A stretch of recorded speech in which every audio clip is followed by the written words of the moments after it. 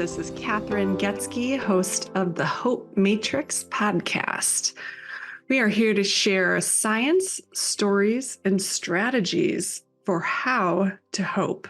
I'm the Chief Hope Officer of the Shine Hope Company, and Shine is the mnemonic for how we teach hope. So when we talk about hope, we talk about how we use stress skills, happiness habits, inspired actions, nourishing networks, and eliminating challenges, which are our thinking patterns that get in the way of our ability to hope. Hope is a skill. You can measure hope, you can teach hope, and you can start practicing skills to activate higher hope in your life today. And on this Hope Matrix podcast, we aim to bring in guests, experts in science, people with stories, and those that have strategies for activating hope in your life. All right, listeners, welcome today to the Hope Matrix podcast. I have I love this woman, and I've only just met her, but such an incredible guest on this show today. It's such an honor to have her. She's already taught me so much about hope and helping to activate hope around the world with her own work and her story. It's a powerful story, and I just can't wait to share more. So without further ado, we have today Leslie Weirich on the podcast, on the Hope Matrix, here today to talk just about share her own journey, her own story. She's got a new book out, The Gifts of Grief.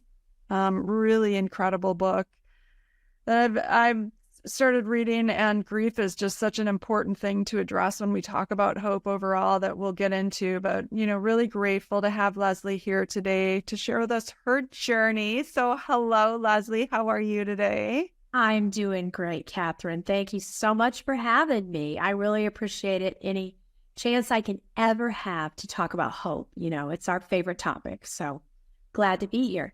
Absolutely. And I'm trying to think about, I feel like I've known you my whole life. I think you have that probably energy that just you're a mom to the whole world. I feel like just such a warmth about you, such a caring energy.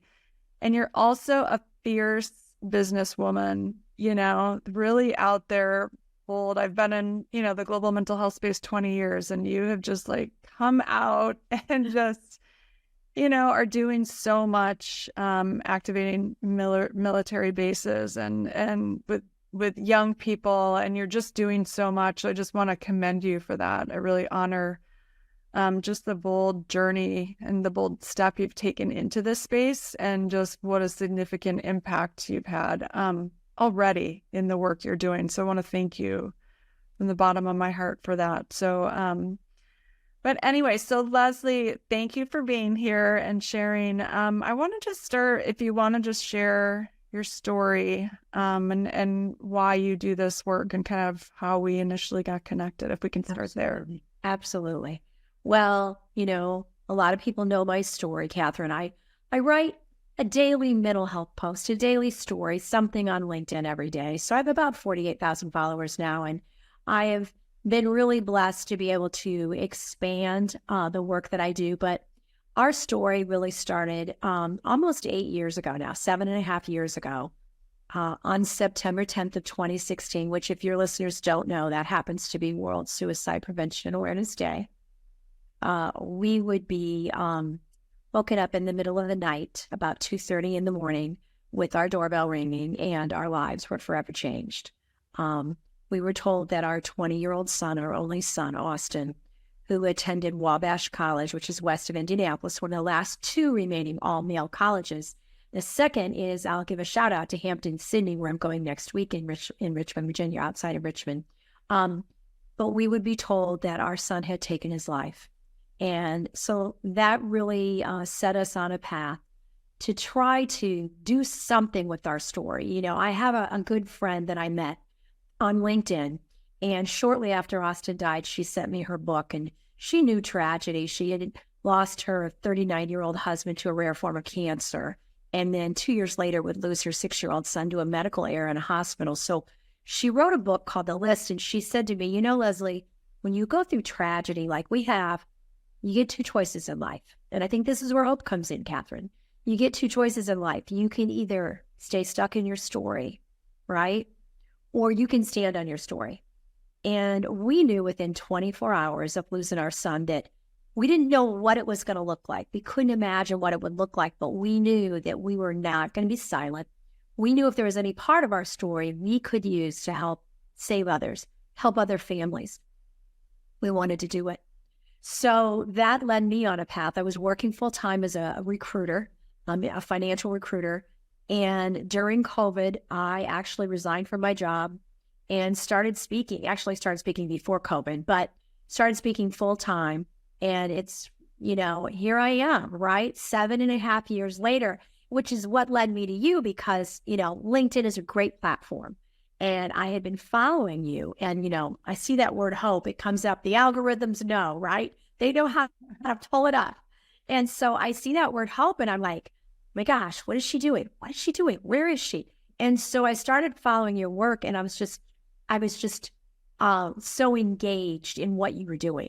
And I wanted to know more about it. And so, here we are, 7.5 years later. So about 3 years ago now, I'm a woman of faith. And I had kind of prayed about, give me, if I'm going to speak, I'm not a young woman, I'll be 65 in September. I don't feel like it, but I'll be 65 in September. And I thought, give me a bigger platform. I need to get out. I need to get this message out. And I got a call or actually a DM originally from someone on LinkedIn who said, hey, Leslie, I've been following your story and Austin's story on LinkedIn. And I want to tell you that I just lost my 3rd soldier to suicide in my battalion. We need you to come down here. We need our soldiers to hear from a mom and hear what it's like. So that was Fort Bliss in El Paso, Texas. That was 3 Christmases ago. And so hopped on a plane, went down there. Catherine, they'd actually had 20 suicides that year, and 19 of the 20 were over the breakup of a personal relationship. So we talk a lot about that, and I know you and I can talk about that today.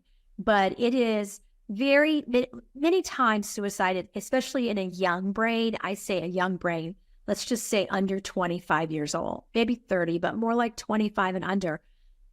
It's not fully developed. That prefrontal cortex is not fully developed. So there's so much impulsivity and they get triggered. And we want to talk about hopelessness, and what leads to that. So they get triggered in that moment and they don't know how to hold on.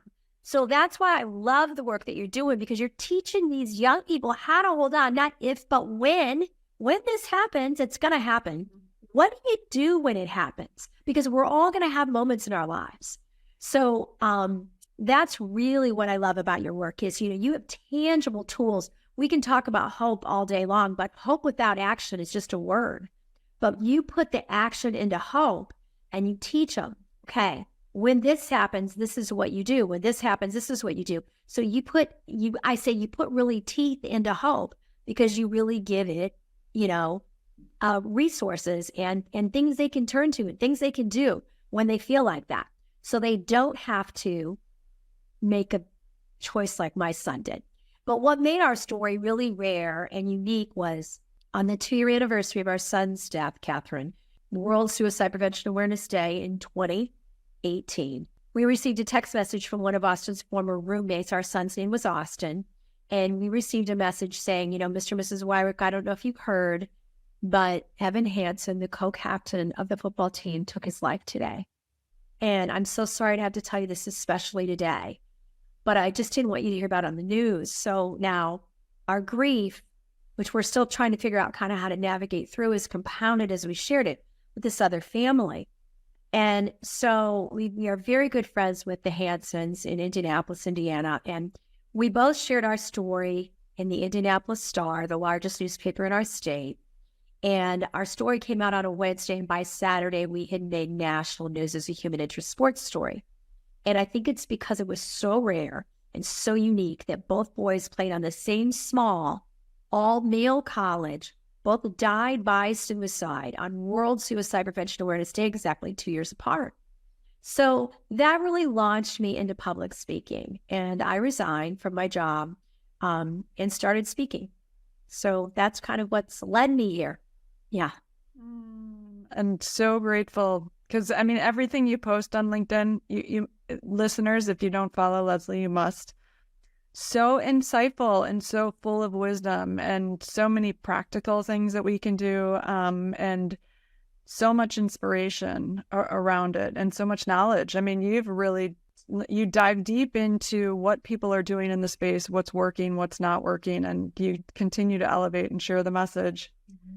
You know, I want to talk about hopelessness just a little bit, and breakups, because it is such an important, and when you think about it, we all break up with people at some point, or broken up with, you know, and that's why it's, when you think about dying by suicide, it's, and hopelessness being so predictive of it. And we all experience these major kind of, you know, life events in some way, shape, or form. Some of them are big, some of them are small. But when you think specifically about breakups and hopelessness, when you break down hopelessness, it's really that emotional despair. So you feel horrible, which of course, if someone breaks up with you, you do. And then there's a helplessness component of hopelessness, which is an inability to act. And, you know, you can't control other people. And when other people decide to end a relationship with us, it can trigger so much, you know, so much in us. And why it's so important to learn how to navigate those moments of hopelessness, whether it's a breakup or a job loss or kind of whatever it is. And so having a framework for doing that,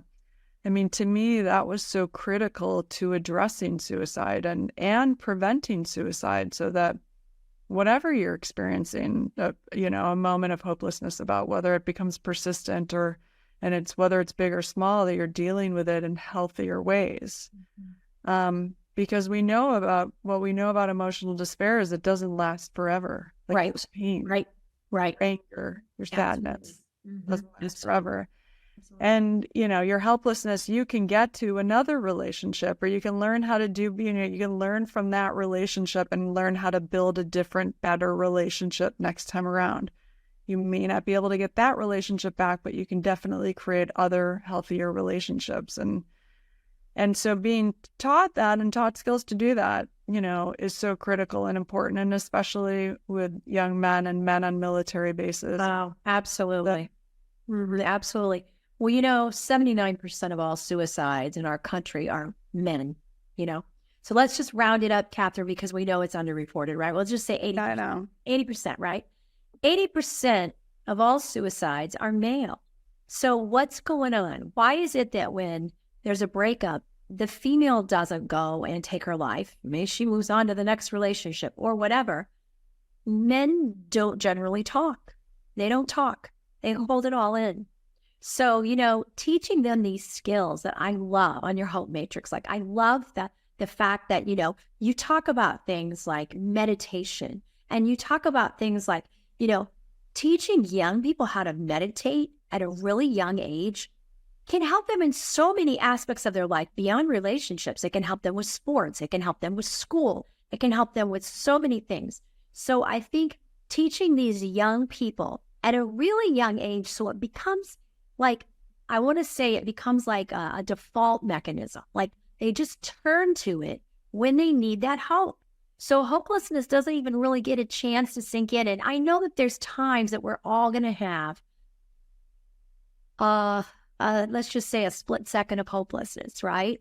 Or, you know, a moment of hopelessness. You know, my talks are called 1 second of hope, because I say it only takes 1 second hope to be your tomorrow. 1 second. Yeah. And so when you can teach these skills like you have in your programs to young people, then it just becomes something that they go to and they turn to in those times, rather than self-harm, vaping, addiction, you know, anything else that, you know, harms them.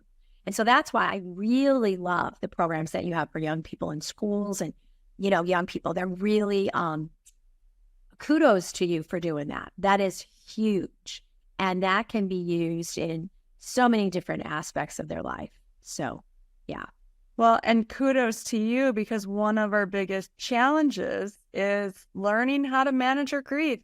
Yeah. I mean, when you break down hopelessness, being emotional despair and motivational helplessness, I mean, the part of emotional despair is grief. And, you know, you think about social media and what we see, we're supposed to be happy all the time. Life is supposed to be awesome. We're supposed to have these great relationships. And so it's even amplified now, even more so than it's ever been, when we fail at relationships or we lose a loved one or we lose a job. I mean, there are so many reasons for grief, and we don't promote honoring that grief and experiencing that grief and provide time and space to do that. And it's when we don't do that that it becomes violence or addiction. Or so can you speak more? Well, first, and just thank you for working with our young men on grief, because this, as I've talked to you about my dad, I mean, this was something he never had the opportunity to do when he was young. And I believe this ultimately led to all of his challenges in life and to his suicide. I mean, the inability to honor and express his own grief. So thank you for doing that work with these young men. Can you speak more to how you're doing this and grief overall? Yeah. Right. Well, Austin's loss was big for us. That was a significant loss in our life. And loss by suicide, I say it's a complex grief because there's so many unanswered questions, when you lost your dad. There's so much, what did I miss? What didn't I see? What could I have done differently? And I just wrote a book, The Gifts of Grief, which came out on Austin's 28th birthday in January. And although I cover a lot of Austin's suicide, I also talk about other losses in my life. I've lost 3 of my 4 children, 2 infant daughters. This would be almost 25 years ago. Then I lost, of course, my parents lived to be a long, ripe age of 89 and 91. They were the first people to die in the right order. Lost 3 of my 4 siblings, 1 before I was born, but I grieved for her. My only sister that I never knew, and then 5 brothers, and then me. So lost my oldest 2 brothers to cancer, lost my best friend of 31 years to cardiomyopathy in her sleep. So I've had a lot of loss. It's all been different in my life depending on when it happened to me, what age I was. And so my book takes on a chapter of each individual person that I've lost, what I learned from their life, and how their death prepared me for my next loss. And then at the end, I have a chapter on my post-traumatic growth, which is what I've done, particularly since Austin's death, and what I've done with it. So for me, when I go on military bases, Catherine, I mean, I don't sugarcoat it. I tell them exactly what happened the night Austin died. We go into a deep dive of being asked to identify his body, all of the things that we were asked to do that evening, donating his organs, how hard everything was, and how we had very little time to think about it. We just had to make a decision and go with it. And then I talk about, why did this happen to him? Why did this happen to Evan? Because both of their circumstances were very different. Their backgrounds were very different. But what I say leads up to that moment is impulsivity of that young brain, where that young brain just reacts. And rather than taking that, I call it the power of the pause, but rather than taking a moment and going, okay, when you're 18, 19, 20, you feel like it's the end of the world if someone breaks up with you, because you don't have a long line of reference to look back on. When I go through my losses, I can look back and say, I lived through that. I lived through that. I lived through that. I'm going to get through this. I don't know how, but I'm going to get through this.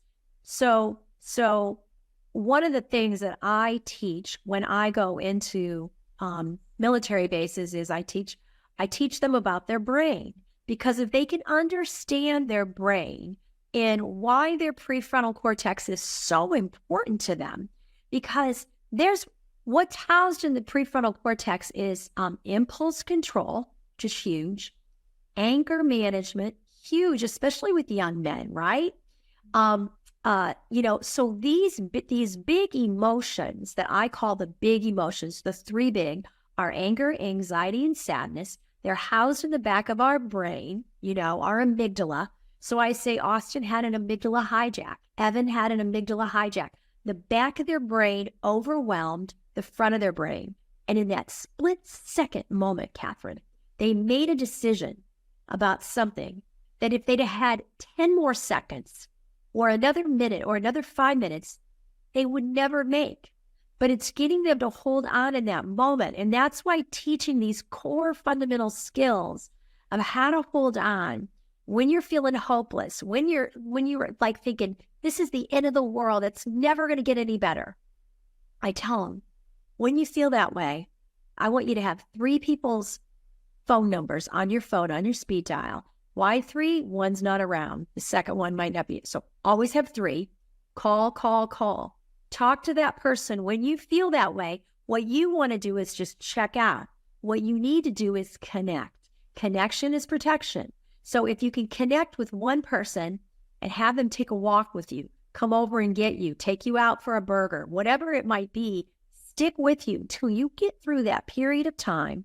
And it's usually not that long. They say, and I've read different statistics on this, and you can address this probably much better than I can, is that heightened suicidality, that heightened moment of suicide is anywhere from 2 hours to like 12 hours.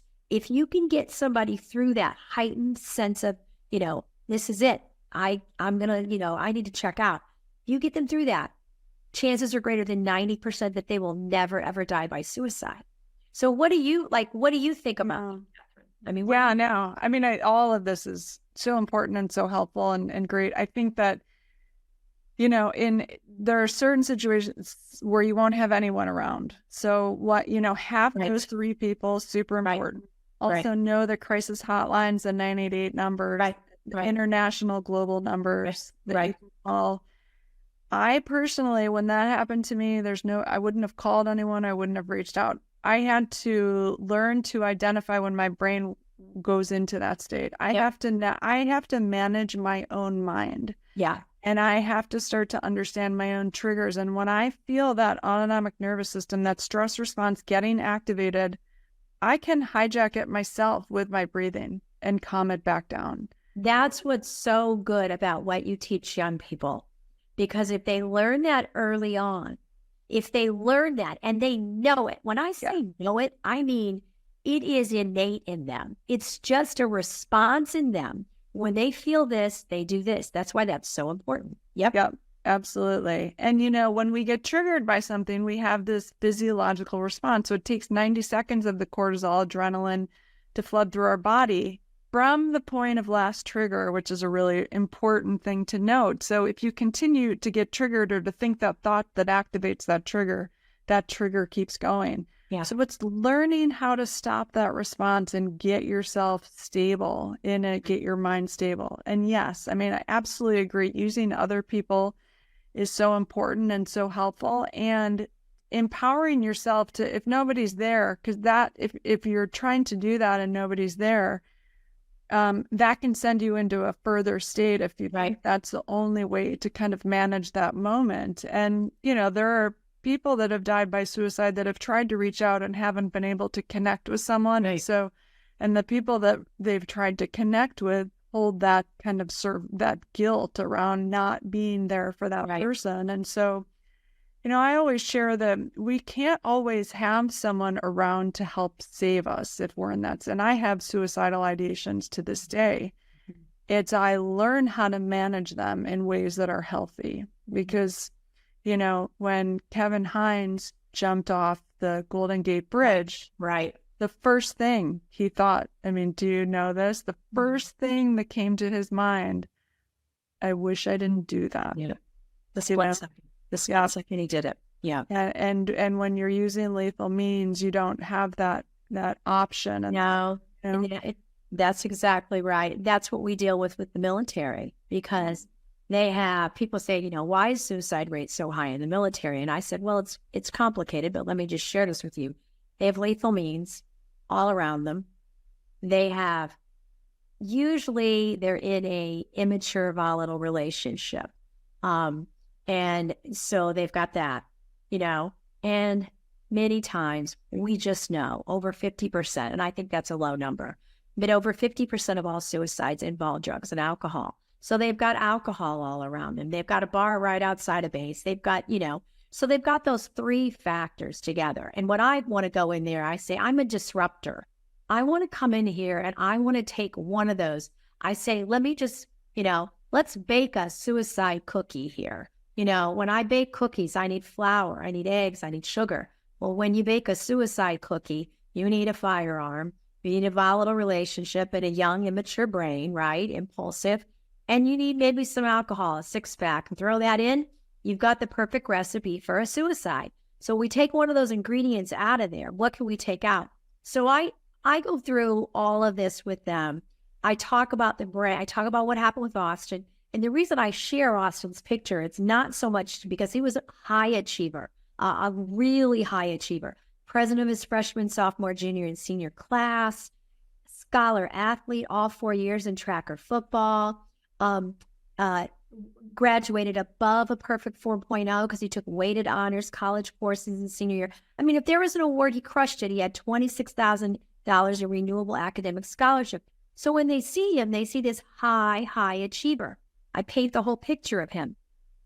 And when I go into their brain, I go, I'm going to talk to you about the warning signs of an unhealthy relationship. What's it look like? And we break it down, Catherine. And I say, here's some of the warning signs. My high achieving son, I didn't tell you about him to brag or boast about my son. Although I was proud of my son, I told you that because I want you to know that high achiever missed 8 out of 8 of these warning signs. He missed 8 out of 8. And so if you see one of them, 1 or 2, I need you to lock up your firearm today. I need you to give it to a battle buddy. I need you to give it to somebody. I need you to lock it up. Now that I have been told by chaplains and people on bases that that's effective because they view me as a mom. And they see me. I give them a task list. Do this, this, and this, and they follow it. So we go through all of that. And then we get to the end, and I go through the 3-3 challenge, 3 people on your phone, 3 things you're grateful for today. I don't care if one of them is your dog, you saw the sun come up. They're your reasons, not mine. My 3 reasons for living today are, I want you to put it on your phone. My 3 reasons for living today are because gratitude, we know, gratitude can really help our brain when we're heading down that, path. So I say these 3 reasons when you're walking around, say them in the shower, say them all the time. And you can change them up, you can add them. They're your reasons, not mine. But I want you to keep them on your phone. I want you to keep them in your head. I want you to keep them all the way in the front of your brain, in your prefrontal cortex. Because what's hope, Catherine? Hope is forward thinking. What are we going to do today? What are we going to do tonight? What are we going to do tomorrow? So when you've got those reasons that you're grateful for living, you've got forward thinking in the front of your brain, which is where we want it. And that's, that's a little bit about what I do when I go on military bases, Yeah. So amazing. Yeah. And you get into the stress skills. So, the managing the grief, the 90-second pause. I mean, if everyone in the world knew that 90-second pause and took a 90-second pause. The power of that 90-second pause. Yeah, absolutely. Yep. And then the gratitude, happiness habits, inspired action. So goal setting, overcoming obstacles. Talk about nourishing, and we get into nourishing networks, the end of the SHINE framework. Yeah. Healthy relationships. I talk to them about unhealthy relationships, and it involves a lot of control. I don't spend a lot of time talking about the young woman that was with my son because I don't think as much she was triggering for him, she was. He was a perfectionist. So if everything lined up, in class, he could study really hard. He could work out, an extra hour in the weight room. He could, so on the football field or whatever. But his freshman year, he had 3 back-to-back football injuries. The last one took him by ambulance off the field. He had just dislocated an elbow, but he was such a big guy, they had to take him to the local hospital there, put him under, and put his elbow back in. His sophomore year, he could never really get back into the game of football the way that he could before. This was a kid who could play since he was in the 5th grade. I mean, he would go out on the field on bloody knees and bloody ankles if he could. So if he wasn't a football player, who was he? He lost his identity. And so he got into this unhealthy relationship, the second half of his sophomore year. And it took his life the very beginning of his junior year. And in September, she was a catalyst that evening, definitely was a catalyst. But when I talk about it in terms of there were a lot of things that are brewing, because when people ask me, did you see any warning signs? I always say, no, I didn't see any warning signs. And then I say, I look back and I see a lot of warning signs. So suicide's like a perfect storm, Catherine. It's a lot of little things brewing. So when we talk about healthy relationships, I talk about, making sure that, someone supports you, that they're not, wanting you to, I don't want to say this, but fail almost, that they really believe in you and they support your dreams. I think not having control all the time, having somebody that, checks your social media, wants to know where you are all the time, things like that are not healthy, So there were a lot of warning signs in my son's relationship. We saw them, his roommates saw them, his friends saw them, but he couldn't see them, And I always say we've got to throw those big hormones in there because we've got those big hormones at that age, So yes, it's important to talk about those relationships, and it's important to really know when you're getting into an unhealthy relationship, how to get out of one, no matter what. One of my best success stories was in Texas last spring. I'd been invited down to keynote it was a keynote summit for a suicide prevention day. They were bringing in all the leaders, and they were having it live streamed to 5 different bases. It was being held at Fort Cavazos, which formerly Fort Hood, Fort Cavazos, which is a large military installation in Texas. So when they called me, they said, General Bernabe would like you to kick off the summit with your personal story. And I said, with all due respect, the Army's had their worst year ever. You're going to fly me down there to talk to the leaders, but not see the soldiers? What's up with that? So I said, I'd really like to talk to the soldiers while I'm down there. So I stayed 3 extra days, and I did 5 or 6 soldier talks. The last soldier talk I did, on the last day I was there, Friday afternoon, somehow or other, I just decided to do a shout out, like, anybody from Indiana out there, I had one soldier, Catherine, from Indiana in my last talk. His name was Austin. And so after my talk, I always say, the most powerful thing I do many times when I go on bases is not what I say, but it's when I stop speaking. They've heard my whole story. They know they can come, they can tell me their story. They have a safe place to tell it.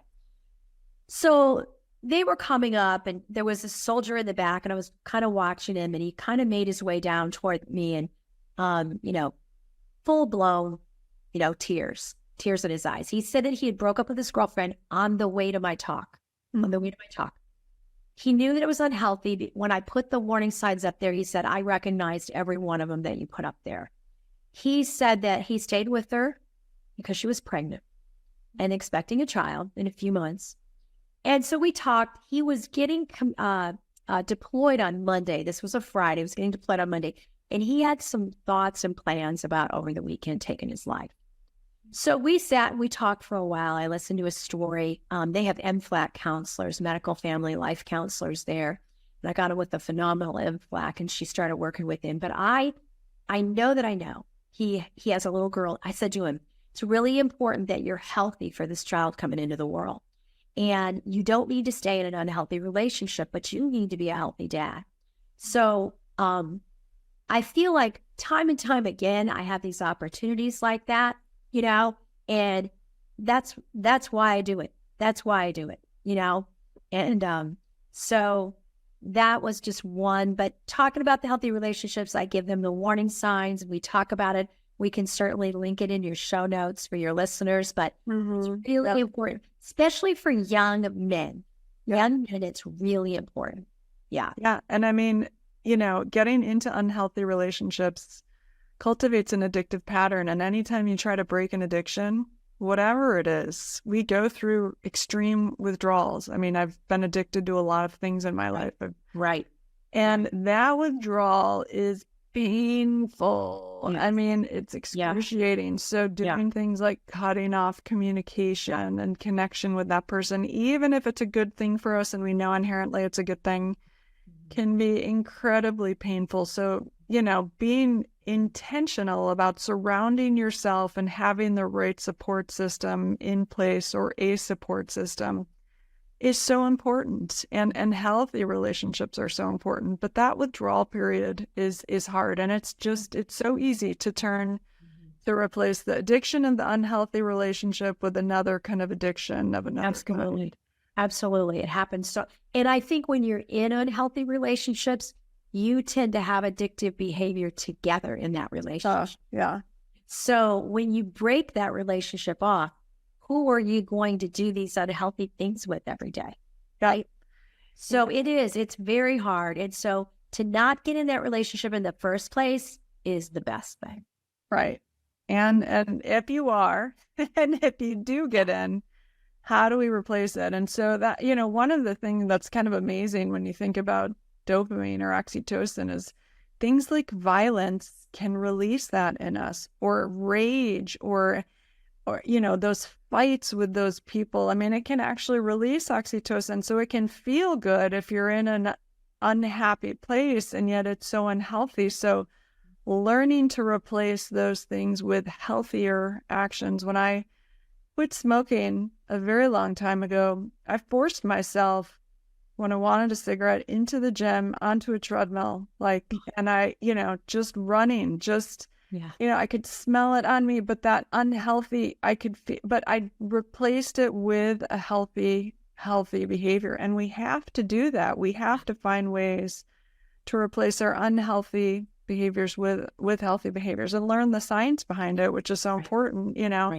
to kind of take out that shame of I'm violent and, why that it's wrong and I shouldn't be doing it. And actually, if you're in a lot of pain, violence can feel good to your body and to your system, and yet temporarily. Right. Oh yeah, absolutely. Yeah. Temporarily, can get crimes, that's right. All risky behaviors in youth are predicted by hopelessness. And it's because that despair, it feels better than that despair. And so, right. It's temporary, and the long-term consequences of it are super unhealthy. And so learning to get through that withdrawal period while super challenging is so helpful to the long term, to whatever it is you hope for in life and want to create.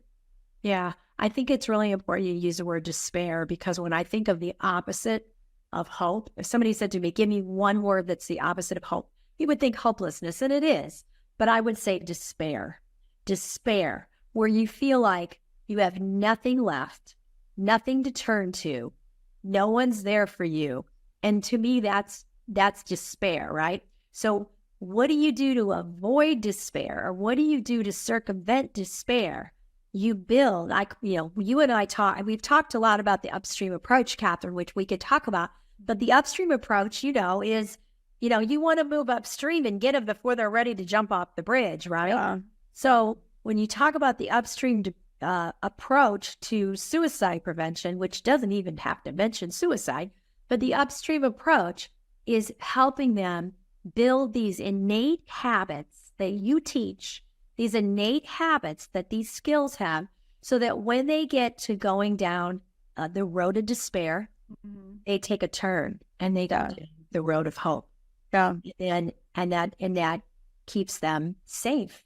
And as they grow, it keeps them safe, And the earlier you teach it, the better. It's obviously taught differently at different levels. Yeah.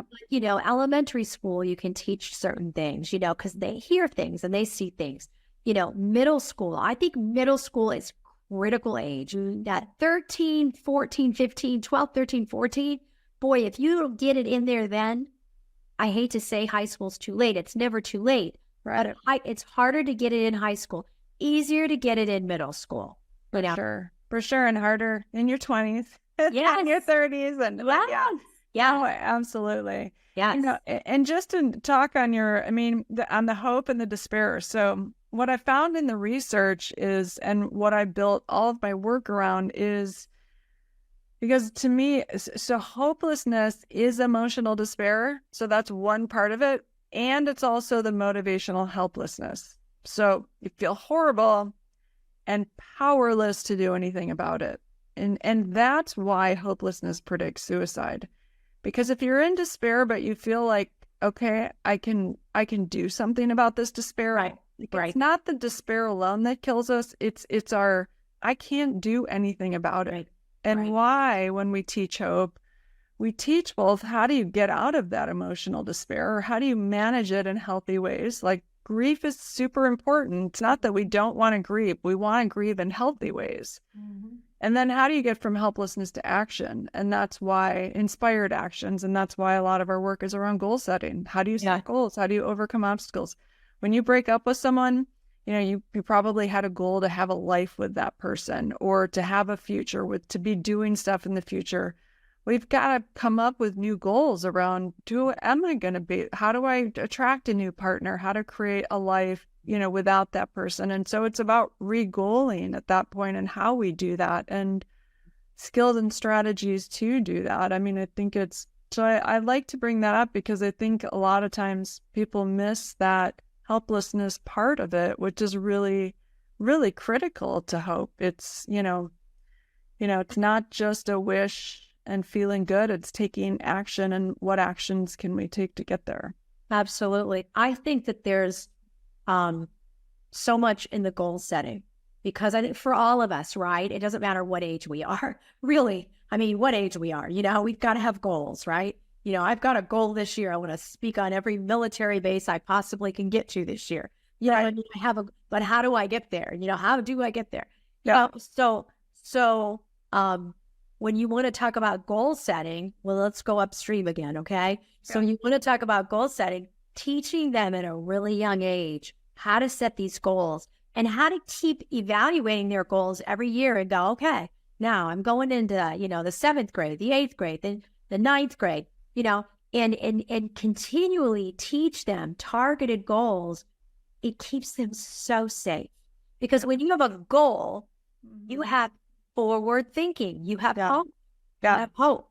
Yeah. So I think goal setting cannot be, I don't want to say, it's critical to the work that you do. I think it's important. Yeah. Yeah. And then seeing the obstacles you might face, seeing yourself overcome those obstacles, making sure you have the right network to get you to your goals. Absolutely. And then knowing when to re-goal. You talked about Austin and the football. This is a lot of challenge with a lot of people. They get an injury or something happens that then they can't pursue that goal anymore. Right. And if we're super attached to the outcome or to that goal, like, we're going to, of course, get into a state of despair and helplessness. So do we have enough goals in our lives? Are they diverse enough?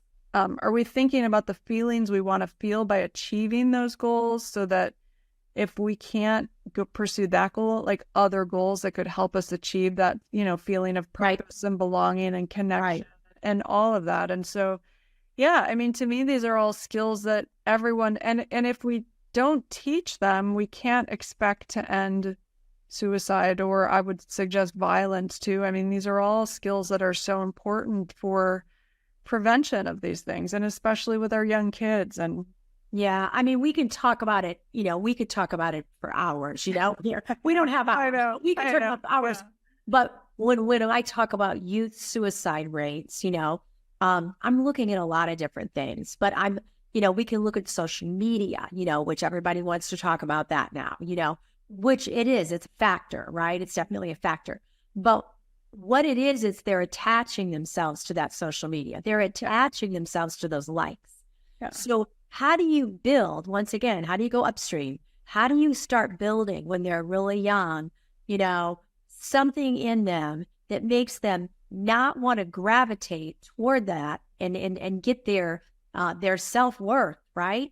Yeah. From those likes. So it's all about building a resilient, there's the R word, right? But it's true. Building a resilient kid. How do you build a resilient kid? And I think it's really, really important when we talk about resiliency with young people. So many parents want to make sure their kids don't ever have to go through anything they did, or don't ever have to go, it's a parent's goal. Like, I want my child to have a better life than me. Well, yes and no. I think it's very, very important to let your child know at an early age what it's like to fail, because failure is education. You don't learn from your success, you learn from your failure, know? And so when, even when we want to talk about grief, what my grief taught me, there were things I learned going through my grief that I can't learn anywhere else, Catherine. And so to take what comes out of that grief and use it to move myself forward, how do I do that? So I think it's really, really important when we look at, building resiliency in kids, that we're not too quick to say, oh, well, I want my child to have a better life than I had. Yes, you want your child to have a better life, but you also want to build resiliency. Let them fail. Let's talk about why they failed, and let's get back up and go at it again. That's how you build resiliency. I mean, I know what's the definition of resiliency, is the ability to pick yourself back up again. If you hadn't fallen, you couldn't pick yourself back up. So I use the analogy in my book. I talk a lot about the grief, nurse log. And a nurse log they're really common in the North, like the Pacific Northwest, but they're all over. But if a big tree falls, and you do a lot of hiking, I know you do a lot of hiking, Catherine, then a big tree falls and you've got all this moss growing up all over it, inside of it, the fertile floor of that log, it sprouts up shrubs, it sprouts up trees, it sprouts up all kinds of growth comes out of it because it fell, okay? Because it fell. And so that's kind of where we look at, even resiliency is you have to fall sometimes for stuff to grow up out of it. So I think so many parents, if they would realize, let your kid fail and let them learn from that failure so they can get up and be ready to really face what's coming at them. So I think that's, I'm just a real big proponent of raising resilient kids, and you can't prevent everything from, happening in your kid's life, but you can teach them how to respond to it when it does, and I think that's really important. Yeah, Leslie, I love that. And teach your kid not to internalize that failure. It doesn't mean they're a failure. Yeah. That's the challenge with failure. If we fail, we think I'm a failure. Yeah. It's just a process. So let's kind of deconstruct that process. And super, super important lesson for parents and kids. So what advice do you have for parents right now that are experiencing grief or loss? There's different kinds of grief. I'm going to talk about suicide for a minute because that's my most recent experience. And, I write about it in my book a little bit, and I write, so many times people just are racked with grief after a suicide. And I understand that. But it's important to let yourself grieve. You need to let yourself grieve, because if you don't let yourself grieve, and I call this grief delayed, it's going to come out later in life. And when it does, it's going to be worse. So if you let yourselves feel what you feel, go through what you go through, make sure you have resources. I think to try to find someone who's gone through something similar to you is so important. Number one, if they're further down the road, they can give you some advice, some wisdom, but you also know you're going to get through this, And I always tell people who lost a child, someone they love, a parent, someone to suicide, you did the best you could at the time you had with the resources that you had to do it with. If love could have kept them here, they would have lived forever. But it's not that simple. They didn't take their life to hurt you, and they didn't take their life so you could live in pain for the rest of yours. Forgive yourself for whatever it is you need to forgive yourself for. Forgive yourself. And reach out to people that have had similar experiences, similar losses. There's a lot of grief support groups. There's a lot of wonderful grief counselors, a lot of, so make sure you have the resources and the support that you need to move through your grief, but don't stop your grief, because grief, I always say this in my book, I said it, it's like a ball. If you're at a lake or a pool, right, Catherine, there's a ball, you can push it under that water. You can't. Yeah. With both hands, you can keep it down there as long as your hands are on it. Second your hands come off, it floats. Yeah. And it floats on the water, and you learn to live with it. Yeah. It's still there. Grief is still there, but you're living with it. Yeah. See, that's kind of, grief never gets smaller. You know that. You lost your dad many years ago. It doesn't get smaller, but life builds up around the grief again. So, one of my favorite quotes is grief comes into, there's two parts of grief. The first is our loss, and the second is the remaking of our lives. Mm-hmm. And so that's what I would say to all parents is forgive yourself and give yourself the permission that you need to take the time you need to grieve, and then find resources and move forward. Because life can be good again after grief. It's never going to be the same, but it can be good again after grief. Yeah, absolutely. Wow, I love that. And so important, to honor our grief. It's so important to honor our grief. Don't stuff it down. Yeah. Don't stuff it down. Yeah. And I would say it can come back up as like rage or anger or, absolutely, 100% healthy. 100% it can come back up. Yeah. So grieve as you need to grieve, and and there's no right or wrong way to grieve, but just make sure that you do the work after you lose someone of grieving. And grief is, I tell everybody, grief is different for everybody. Grief can be physical. You might need a lot of naps. You might need, it's different for everybody. I couldn't sleep for a long time after Austin died. Grief is just different for everyone. Give yourself a lot of grace during your initial grief. If you need to take a nap, okay? Take a damn nap, take a nap. If you need to, whatever you want, because it takes its toll on you mentally, physically, emotionally. So let it kind of have its way, let it work through, and then you'll get through to a point where you're like, okay, I think I'm going to move forward now. I'm ready. Never thinking that you're ever going to be the same, but you will learn to live with the grief if you let the grief do its work in you when it needs to. So that's what I would tell people. Yeah. I love that. And I would also add too that this, not just losing someone, but losing a job or absolutely. A pet or a friend or a relationship. Absolutely. Or anytime we go through major changes or life events, or even going to college, there's going to be a grief associated. And give yourself time and space to experience it, to feel it, and get the support to get through it. So important. Absolutely. Absolutely. There's so many different types of grief. Yeah. And, some people, I did my book launch in February, had a couple hundred people there. Some people had lost someone 10 years ago. Yeah. Some people had just lost someone within a matter of a month.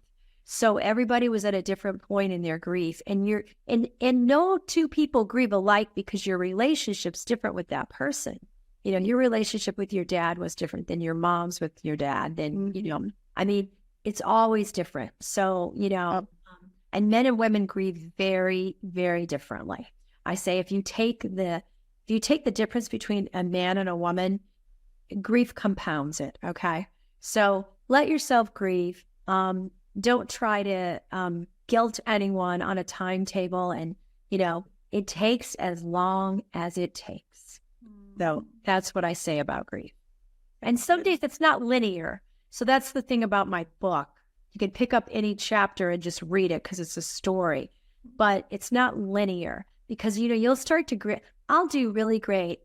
And, it's been 7.5 years now, but a few months ago, I got on the phone with a father. I've never had a story be more similar to ours than his son. And he was just on the 1-year anniversary.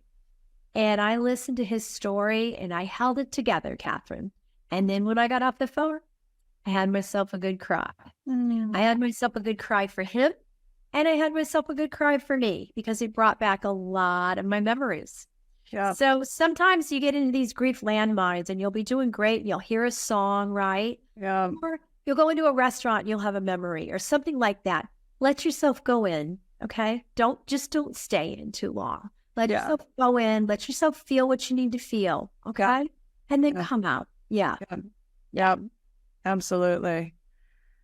Oh my gosh. So how can people, Leslie, find out about your book and learn more about you? Well, my book is on Amazon, The Gifts of Grief, and gifts is plural. The Gifts of Grief, How 4 Decades of Loss Shaped My Life. And so they can order my book on Amazon, and then I'm just simply Leslie at Leslie's Hope, LESLIESHOPE.org. So yeah. And I'm on LinkedIn almost daily. So you can find me on LinkedIn too and send me a DM. Yes, follow Leslie there. Leslie Weirich. She's so amazing, so inspiring, doing so much to activate hope around the world and especially with our young men. I absolutely love this. So if you need a speaker, need someone to come in and talk, definitely get in touch with Leslie. I'm so grateful to have met you. Do you have any final thoughts you want to share before we check off? Well, just to say thank you, Catherine, for having me on today. And, I love the work you're doing. So keep it up. I know you've got hopeful cities, and I'm really hoping to bring you here to my city and get some conversations going about that. But, just the work you're doing everywhere, it's so important, and it's needed now more than ever. We are living in a time when, who wants to turn on the news right now, right? So at least not till November, and maybe not after November, we don't know. But so let's all shine hope together, because we really, really need to, and bring these programs to cities, to schools, everywhere, because we need them more than ever. Thank you. Thank you so much. And thank you all you listeners for listening in, learning more about hope, learning Leslie's story. Much love to you, Leslie. You're doing amazing work. It's going to continue to grow and expand. I am certain of that. And like you said, it's needed now more than ever. So thank you all for listening. Check out Leslie online and have an awesome day. And no matter what life brings, keep shining hope. Shine hope. So thank you all for listening in to the Hope Matrix podcast. We want to shine a light that hope is teachable, hope is measurable and teachable, and provide you with actionable insights for how you can start activating hope in your life today, and provide a framework so you can start talking about hope with other people and practice these skills together, because we are better with hope. Please feel free to check out theshinehopecompany.com, where we list all of our resources around how to hope. We have a lot of free programs for how to hope, including the 5-day challenge, our hope infographic with a lot of skills that showcase how to hope, and articles of how to incorporate hope into your life. We have the Hope Beat Weekly, which is a weekly newsletter that shares strategies for hope. We have a My Hope Story template, so you can write your own hope story today. Also, My Hope Hero, so we can share what our heroes are doing to activate hope in their lives. And this is especially good with youth, so they can start looking up to people that have overcome similar challenges to them and seeing how these heroes use the Shine Hope framework. We have a Hopeful Minds for Teens program, a Hopeful Minds overview, educator guides. We have a new evidence-based college course, so you can activate hope on the college campus. There are programs in the workplace, overview courses, 90-minute courses for learning the what, why, and how to hope. What I want you to know about hope is it's a skill. You've got to practice these skills to become hopeful. It's easy to fall into despair and helplessness when we deal with challenges in life, and it takes intentional work and practice to get to hope. And yet it is always possible. So no matter what life brings, keep shining hope. Thanks so much for listening in. Have an awesome day. And of course, I've got to add that this program is designed to assist you in learning about hope. It should not be used for medical advice, counseling, or other health-related services. IFRA, the Shine Hope Company, and myself, Catherine Getsky, do not endorse or provide any medical advice, diagnosis, or treatment. I am not a medical doctor. The information provided here should not be used for the diagnosis or treatment of any medical condition and cannot be substituted for the advice of physicians, licensed professionals, or therapists who are familiar with your specific situation. Consult a licensed medical profession or call 911 if you are in need of immediate assistance. And be sure to know the crisis hotline, 988, if you are in need of support. Thanks a bunch for listening. Take good care of yourself and keep shining hope.